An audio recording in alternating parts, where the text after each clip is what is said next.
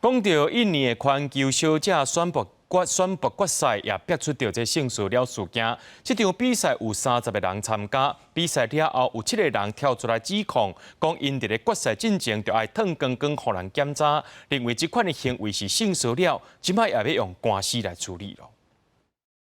印尼拳球小姐决赛结果已经伫初三出来，但到15为止，已经有7个参加选美的小姐联合出来控诉，讲入来到决赛参赛者互要求烫衫检查身体，你有是要检查皮肤敢有疤，有感觉皮组织，还是敢有赤亮赤红，甚至有5个参赛者是互翕顶半身无穿衫的相片。现场有25个，包括查甫人在看，房间门甚至是无关起来。Pihak dari penyelenggara itu tuh bilang kepada saya.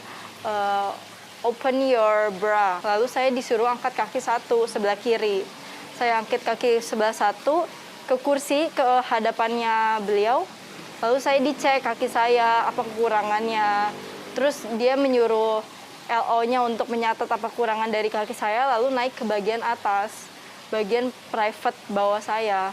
胜诉了的事件爆发了后，印尼承办方的负责人卡佩拉嘛伫社群媒体发声明稿指出讲，反对任何形式的骚扰，伊完全无参与伫内面，伊唔知影嘛唔捌下令要求，也是允准任何工作人员透过身体的检查，用暴力的行为对参赛者是进行任何性骚扰。Kami juga mendapatkan beberapa bukti bahkan video yang menyatakan dari si peserta pelaksana ini bahwa memang sudah terjadi body checking.